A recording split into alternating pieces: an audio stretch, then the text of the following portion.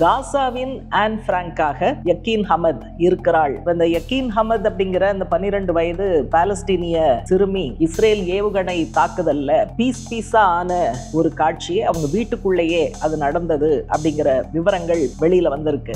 இப்ப என்னன்னா, காசாவில் குழந்தைகளை குறிவைத்து அழிப்பது அப்படிங்கிறது தற்செயலானதல்ல. ஏதோ குண்டு போட்டாங்க, அங்க இருந்த குழந்தைகள் கொல்லப்பட்டார்கள் அப்படிங்கிறது இல்லை. மிலிட்டரி அப்ஜெக்டிவ்ல ஒரு பகுதியாக குழந்தைகள் பாலஸ்தீனத்துல பலி கொடுக்கப்படுகிறார்கள். சர்வதேச மனிதாபிமான சட்டங்களுக்கு முரணாகத்தான் இது எல்லாம் நடக்குது அப்படிங்கிறத ஏதோ ஆதரவு நாடுகள் சொல்லல.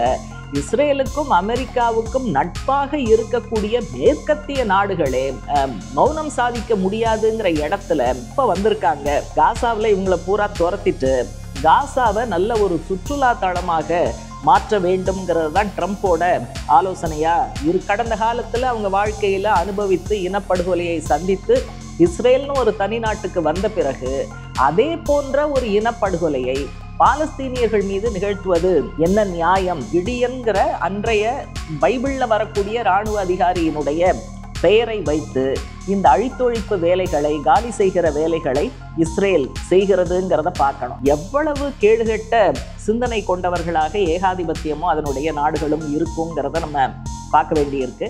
அனைவருக்கும் வணக்கம். பீப்புள்ஸ் டெமோக்ரஸி மே 26 ஜூன் 1 வாரத்துக்கான தலையங்கம். காசாவின் இன்றைய நிலைமை அப்படிங்கிறது தான் தலையங்கத்தினுடைய தலைப்பு. தலையங்கத்தினுடைய துவக்கம் யக்கீன் ஹமத் அப்படிங்கிற ஒரு 12 வயது பெண் குழந்தை சம்பந்தமாகத்தான் தொடங்குது. அதனால்தான் தலைப்பிலையும் லைவ் ஸ்ட்ரீம்டு ஜெனோசைட் அப்படிங்கிற வார்த்தையை போட்டிருக்காங்க. இனப்படுகொலை என்பது லைவாக சோஷியல் மீடியாவில் வருவது சம்பந்தமான அம்சங்களும் இதோட இணைஞ்சு வருது.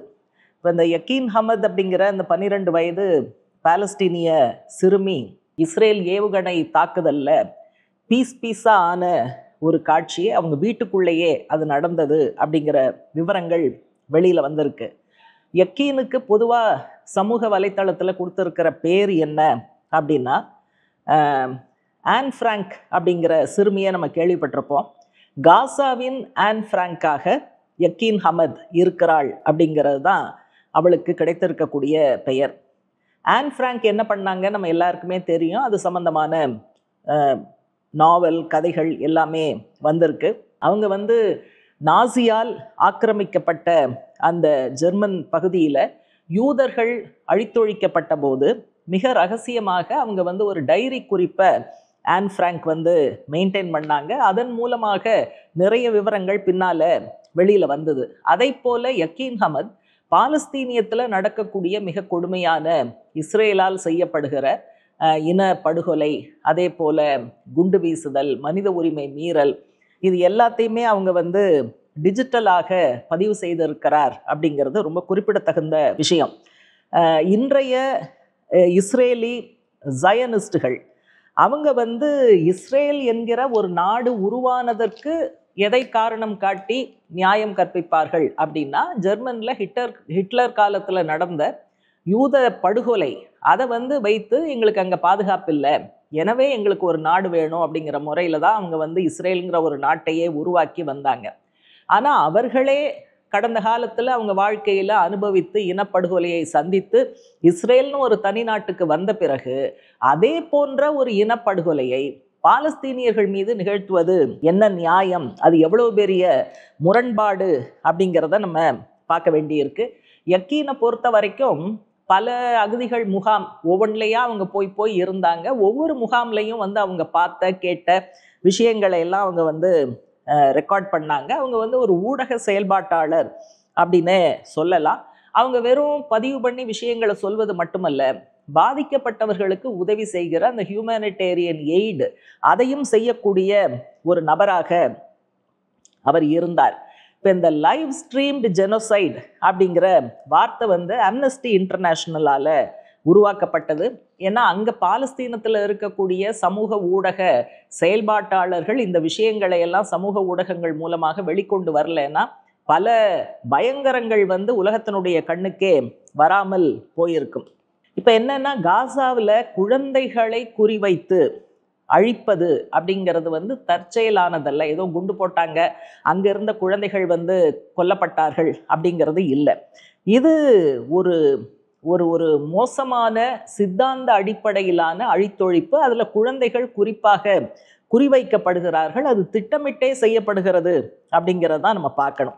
ஏன்னா அங்க குழந்தைகள் உட்பட ஹமஸ் அமைப்பினுடைய ஆதரவாளர்கள் அப்படிங்கிறது தான் இஸ்ரேலிய ஆட்சியாளர்களுடைய கருத்தாக இருக்கு.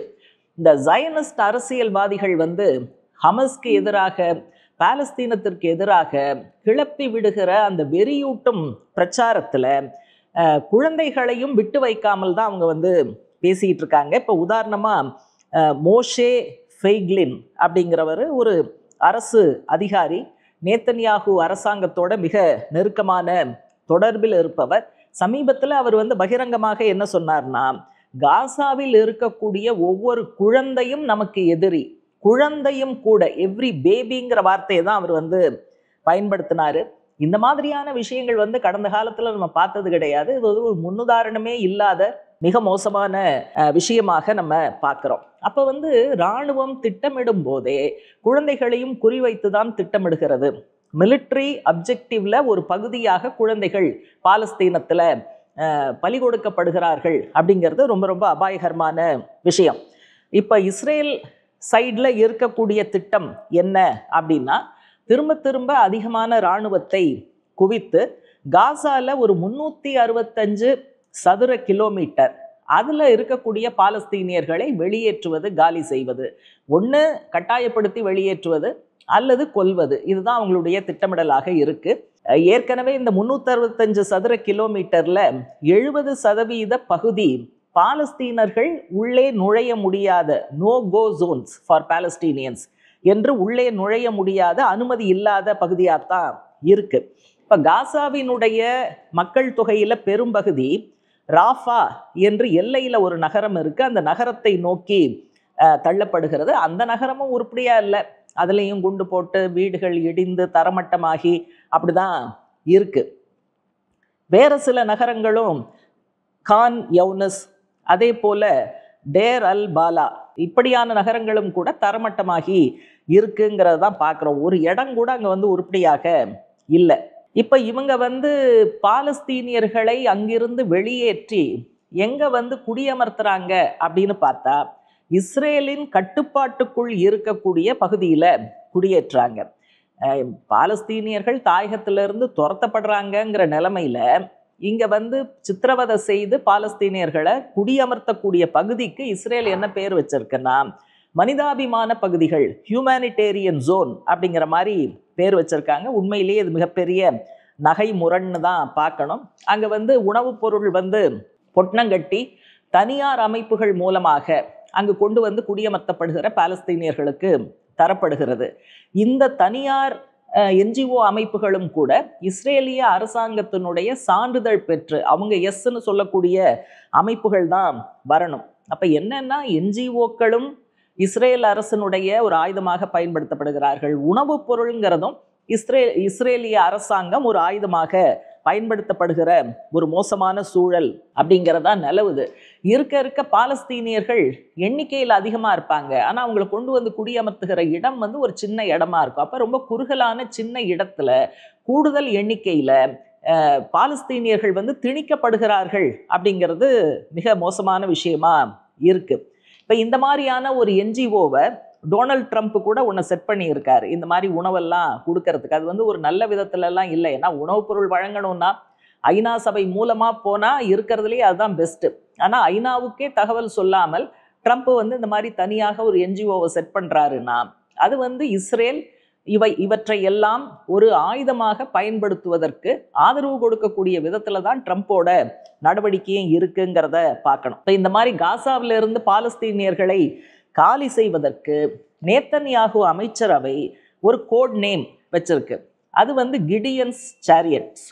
கிடியன் வந்து நண்பர்களுக்கு தெரியும், பைபிள் காலத்துல அன்றைக்கு இருந்த யூதர்களுடைய ஒரு இராணுவ அதிகாரி வெறும் 300 பேரை வச்சுக்கிட்டு எதிரி படைகளை தோற்கடித்து இஸ்ரேலுக்கு சாதகமாக வெற்றி வாய்ப்புகளை குவித்தவர். அப்போ அவருடைய அந்த கிடியன்கிற அன்றைய பைபிளில் வரக்கூடிய இராணுவ அதிகாரியினுடைய பெயரை வைத்து இந்த அழித்தொழிப்பு வேலைகளை, காலி செய்கிற வேலைகளை இஸ்ரேல் செய்கிறதுங்கிறத பார்க்கணும். இப்போ இஸ்ரேல் வந்து படுமோசமான வேலைகளை செய்யும் போது என்ன நடக்குதுன்னா, இஸ்ரேலுக்கு ஆதரவாக, அமெரிக்காவுக்கு ஆதரவாக இருக்கக்கூடிய மேற்கத்திய நாடுகள் கூட இதை பார்த்துக்கிட்டு இனிமேலும் வந்து வாயை திறக்காம இருக்க முடியாதுங்கிற சூழலுக்கு தள்ளப்படுகிறார்கள். அதனால பிரிட்டன், பிரான்ஸ், கனடா 3 நாடுகளும் ஒரு கூட்டறிக்கைங்கிறத வெளியிட்டிருக்காங்க. இது வந்து ஒரு மனிதாபிமான நெருக்கடியை இஸ்ரேலின் நடவடிக்கை தோற்றுவிக்கிறது.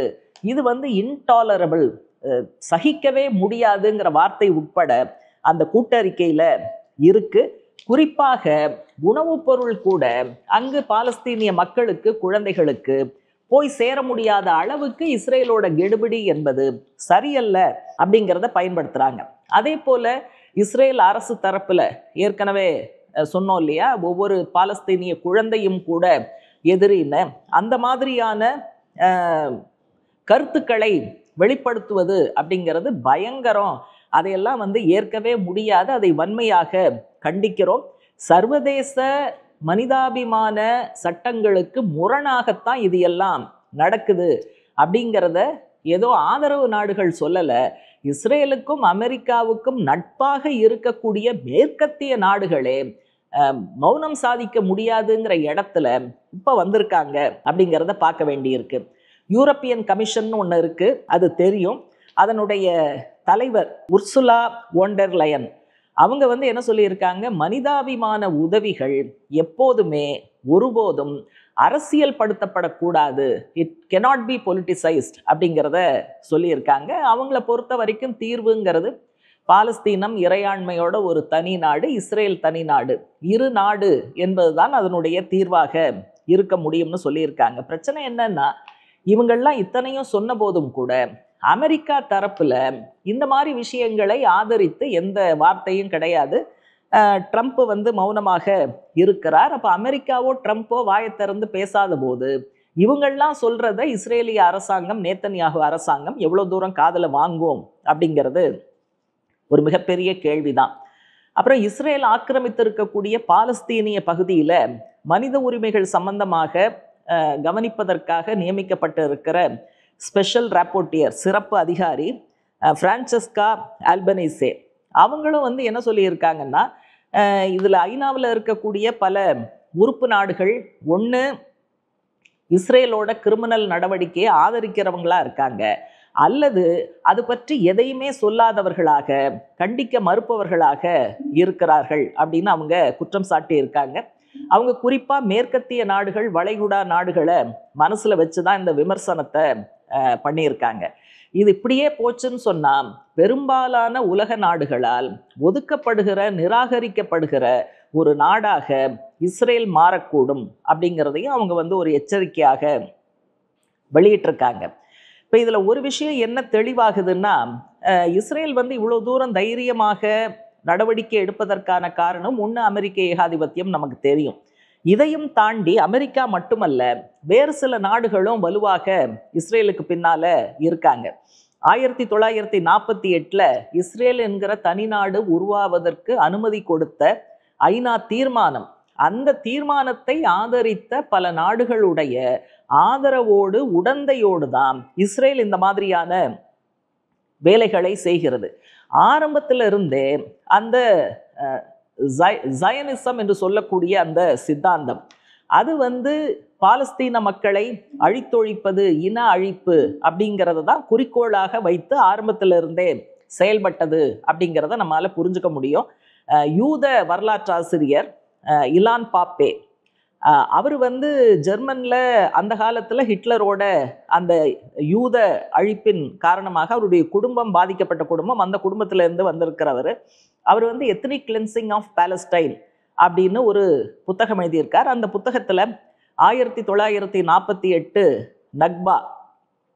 நக்பாங்கிறது பாலஸ்தீனியர்கள் கட்டாயமாக வெளியேற்றப்பட்டு அந்த இடத்துல இஸ்ரேல் ஆக்கிரமித்தது அப்படிங்கிற அந்த இடத்துல இருந்து 48 இருந்து தொடங்கி நோக்கம்ங்கிறது வந்து பாலஸ்தீனிய இன அழிப்பு தான் அப்படிங்கிறது அவருடைய நூலில் தெளிவாக சொல்லப்படுகிறது. இதை தவிர ட்ரம்ப்போட ஆலோசனை என்னன்னா, காசாவில் இவங்களை பூரா துரத்திட்டு காசாவை நல்ல ஒரு சுற்றுலா தளமாக மாற்ற வேண்டும்ங்கிறது தான் ட்ரம்ப்போட ஆலோசனையாக இருக்குது. எவ்வளோ மோசமான விஷயம் பாருங்கள். உயிரோடு இருக்கக்கூடிய மக்களை கொன்று குவித்து அவங்கள வெளியேற்றி காலி பண்ணி அதை சுற்றுலா மையமாக மாற்றுவதுன்னா எவ்வளவு கேடுகெட்ட சிந்தனை கொண்டவர்களாக ஏகாதிபத்தியமும் அதனுடைய நாடுகளும் இருக்குங்கிறத நம்ம பார்க்க வேண்டியிருக்கு. இந்த அக்டோபர் 7 ஹமஸ் தாக்குதல், அதை ஒட்டி இஸ்ரேல் வெறித்தனமாக முன்வைத்த பிரச்சாரம் எதனால அப்படின்னா, அதில் ஒரு அடிப்படையான விஷயம் என்னன்னா, இராணுவத்தை பொறுத்தவரை இஸ்ரேலிய இராணுவம் நம்பர் 1 எப்போவுமே சொல்லுவாங்க. அந்த இராணுவ கட்டமைப்பு ரொம்ப ஸ்ட்ராங்காக இருக்கும். அவங்க கண்ணிலேயே மண்ணை தூவிட்டு ஹமஸ் அமைப்பை சேர்ந்தவர்கள் இஸ்ரேலுக்குள்ள ஊடுருவி போய் தாக்குதல் நடத்தினார்கள் அப்படிங்கிறத இஸ்ரேலால தாங்க முடியல. அந்த இராணுவ பெருமை என்பது அந்த இடத்துல பாதிக்கப்பட்டது. இஸ்ரேல் வெல்லவே முடியாத ஒரு நாடு என்பதுல மண் விழுந்திருக்கிறது. ஹமஸினுடைய இந்த நடவடிக்கை இந்த காரணத்தினால் அது இஸ்ரேல் தரப்புல மிகப்பெரிய கோபத்தை கிளப்பி மேற்கத்திய நாடுகளுடைய ஆதரவோடு, அமெரிக்க ஆதரவோடு ஹமஸ் எதிர்ப்பு பிரச்சாரம் வெறித்தனமாக இஸ்ரேலால செய்யப்பட்டது அப்படிங்கிறதையும் பார்க்குறோம்.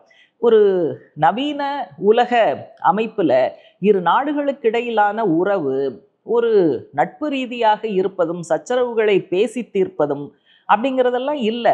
இராணுவம் மட்டுமே எல்லாவற்றுக்கும் தீர்வாக இருந்துவிட முடியுமா அப்படிங்கிற மிகப்பெரிய கேள்வி நமக்கு முன்னாலே இருக்கு.